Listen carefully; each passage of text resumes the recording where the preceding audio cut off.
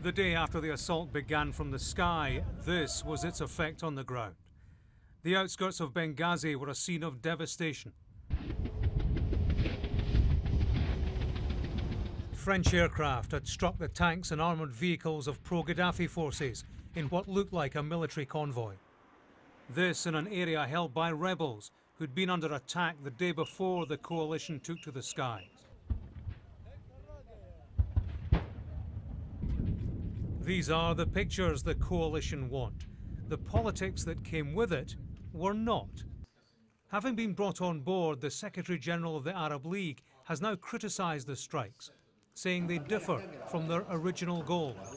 Insofar as we are concerned, the Arab League, we requested the Security Council to establish a no-fly zone in order to protect the civilians, in addition to safe areas for the civilians to sit in without attacks on them.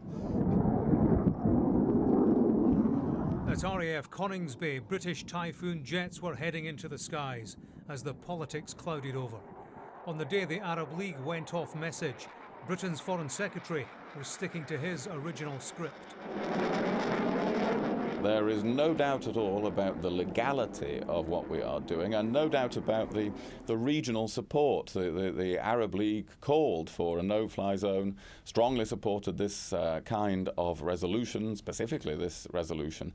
So that does put us in a very strong legal and diplomatic position, and the government's work has produced that. British pilots had made a nighttime entry into this conflict. This was RAF Tornado crew arriving back at base at Marham in Norfolk, their mission complete. The Ministry of Defence said they'd used Storm Shadow missiles to target air defence systems in the Tripoli area. Taking off in tandem had been the VC-10, used to refuel the strike jets. Rotate. B2, gear up, selected. Because the Tornado pilots had flown direct from their UK base, the 3,000-mile round trip made it the longest RAF bombing mission since the Falklands War. Night vision pictures out of the window of the VC-10 show the Tornado taking on extra fuel in mid-air. As the firepower flew towards Colonel Gaddafi's Libya, he himself kept a low profile. No appearance at this gathering of supporters at one of his palaces. He did appear on TV, but only by telephone, to condemn the attack.